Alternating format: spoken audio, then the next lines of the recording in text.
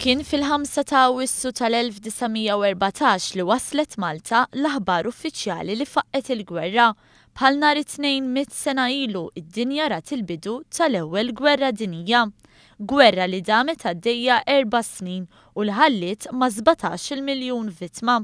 Fl-Arkivji Nazzjonali fir-Rabat għandna d-dokumentazzjoni kollha brabta mal-involviment ta' pajjiżna f'din il-gwerra.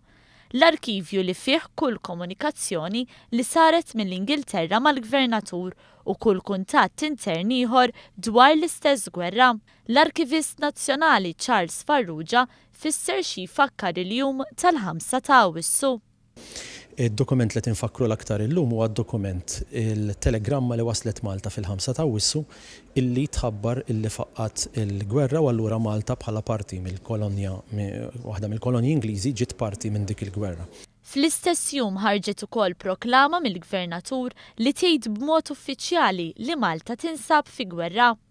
Hemm files oħra li jorbtu ma' Maltin li marru f'Salonika, hemm ukoll il-War Telegrams li huma telegrammi li mbagħad baqgħu sal-1917 jinformaw b'dak li qed jiġri fil-gwerra. Huwa stqar li t-telegramma u l-proklama huma dokumenti l-aktar importanti mill-aspett ta' arkivju, iżda mill-aspett ta' storja hemm materjal ieħor ta' interess. L-aspett ta' storja jiena ngħid li huma iktar imbagħad il-files li jittrattaw fuq in-nies. Pereżempju għandek ħafna files ta' ċertu qsim il-qalb ukoll li waslu Malta aħbar ta' nies Maltin li mietu. U l-uffiċjali tal-gvern jiġu informati biex jafżaw lill-familjari tagħhom. Jiġifieri hemm ħafna aspett soċjali marbut magħha.